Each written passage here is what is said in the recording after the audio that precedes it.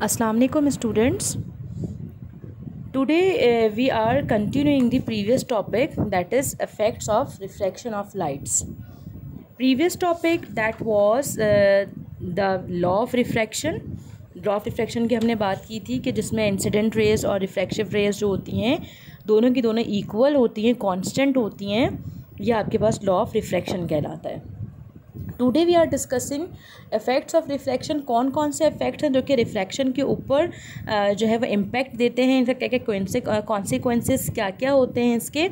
The first one that is dispersion of light. सबसे पहले light का डिस्पर्स हो जाना, यानी कि लाइट का डिफरेंट डायरेक्शंस में फैल जाना.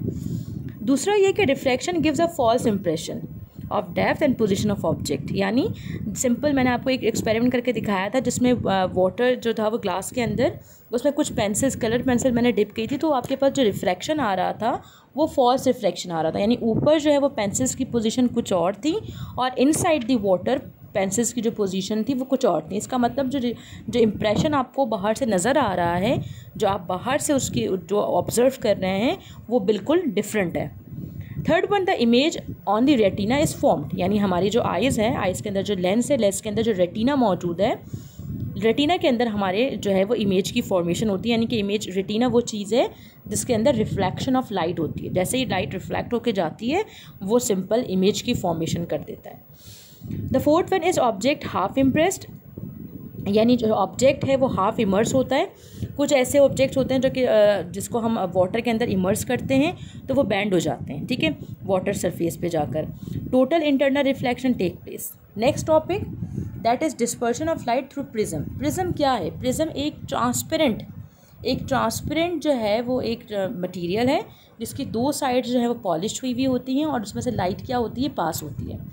सिंपल इसको हम सनलाइट के फ्रंट में रखते हैं, फ्रंट ऑफ सनलाइट इसको प्लेस करते हैं, तो जो सनलाइट होती है उसमें जो रेज़ होती हैं वाइट रेज़ होती हैं, वाइट लाइट होती है सनलाइट की. वो जैसे ही प्रिज्म से रिफ्लेक्ट होती है तो अदर साइड उसकी जो रिफ्रैक्शन है, वो जो वाइट लाइट होती है वो स्प्लिट हो जाती है इनटू 7 कलर्स, जैसे आपको नेक्स्ट पिक्चर में नज़र आ रहा है. ये ट्रायंगुलर शेप जो है ये प्रिज्म है. इसमें से वाइट लाइट जैसे ही पास होगी इसमें से, तो इन अदर साइड वो पास होने के बाद वो 7 कलर्स में स्प्लिट हो जाएगी. 7 कलर्स कौन कौन से होंगे? रेड है, orange, yellow, green, blue, indigo and violet. जो सबसे फर्स्ट वन कलर है that is red and the last one colour that is violet.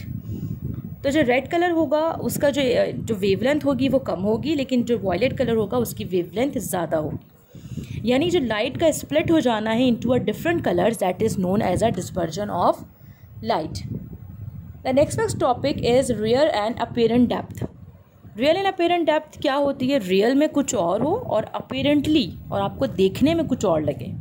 यानी फॉर एग्ज़ाम्पल आप कॉइन को किसी भी वाटर ग्लास के अंदर वाटर भर के आप कॉइन को अंदर डालें, तो अगर आप बाहर से अपीरेंटली ऑब्जर्व करेंगे तो आपको कॉइन की पोजीशन कुछ और नज़र आएगी, लेकिन कॉइन जो है वो होगा डेप्थ पे, नीचे होगा बिल्कुल. लेकिन आप अगर ऊपर से ऑब्जर्व करेंगे तो क्या होगा को आपको कॉइन ऊपर नज़र आएगा. इट्स मीन कि यानी बाहर से देखने में उसकी पोजीशन कुछ और है और रियल में उसकी पोजीशन कुछ और है. ऐसा क्यों है? सिंपल ऐसा इसलिए है क्योंकि यहाँ पे मीडियम चेंज हो जाता है. हम जहाँ से देख रहे हैं वो एयर मीडियम है, लाइटर मीडियम है, और वो जो कॉइन है वो कहाँ पर है? इन अ डेंसर मीडियम है. ये हमने लाइटर और डेंसर मीडियम की हमने फर्स्ट लेक्चर में भी इसके ऊपर डिस्कशन की थी. The next topic of the diffraction and the last topic that is uses of different colours in light. हम इन लाइट जो कलर्स हैं लाइट के कहाँ पे इसको हम डेली लाइफ में यूज़ करते हैं. इनकंडेसेंट लाइट्स यानी कि बल्ब में हम इसको यूज़ करते हैं. येलो कलर की लाइट होती है जो कि बहुत ब्राइट होती है, जिसको हम होम्स, शॉप्स और अदर प्लेसेस में यूज़ करते हैं. कुछ जो है वो फ्लोरेसेंट लैम्प्स के तौर पे जिसकी वाइट ब्राइट कलर होती है उसको हम घरों पे यूज़ करते हैं, हॉस्पिटल्स में, अदर पब्लिक प्लेस में यूज़ कर रहे होते हैं. या simple the third one is the high pressure sodium lamp. High pressure sodium lamp जिसका जो कलर है वो जो स्ट्रीट लाइट होती है येलो कलर की होती है, जिसको हम सिंपल स्ट्रीट वगैरह में यूज़ कर रहे होते हैं. The third one that is a traffic light signals. 3 colours के होते हैं, रेड, येलो एंड ग्रीन. और हम इसको इसलिए यूज़ करते हैं क्योंकि सिंपल जो है ये लाइट जो है वो ग्रेटर वेवलेंथ की होती हैं और ये दूर डिस्टेंस से भी आपको विजिबल हो जाती हैं. The next one is the ambulance.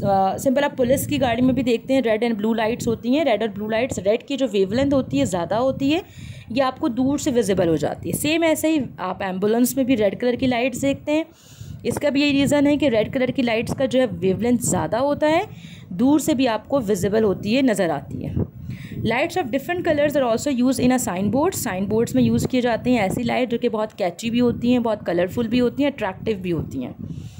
उनकी वेवलेंथ को देखते हुए हम साइन बोर्ड्स पे कुछ अलग अलग कलर्स की लाइट को यूज़ करते हैं। The third one, the last one, that is the various colours lights are use for the rope lights to add the beauty of the towns, park, cities and other parties. यानी आपके पास simple रोप की form में रस्सी की तरह से लाइटें, जो बारीक पर छोटी छोटी लाइट्स आती हैं, वो डिफरेंट कलर्स की होती हैं, बहुत ज़्यादा ब्राइट जो है वो आपको दूर से चमकती भी नज़र आती हैं। तो ये तमाम लाइट्स को हम अपनी डेली लाइफ में यूज़ कर रहे होते हैं। और ये आपके पास सिंपल ये पूरा चैप्टर है, that is a refraction of light का। Then I will give you a homework. So please students do the given homework in your copy and watch this video very carefully. Thank you students. Allah Hafiz.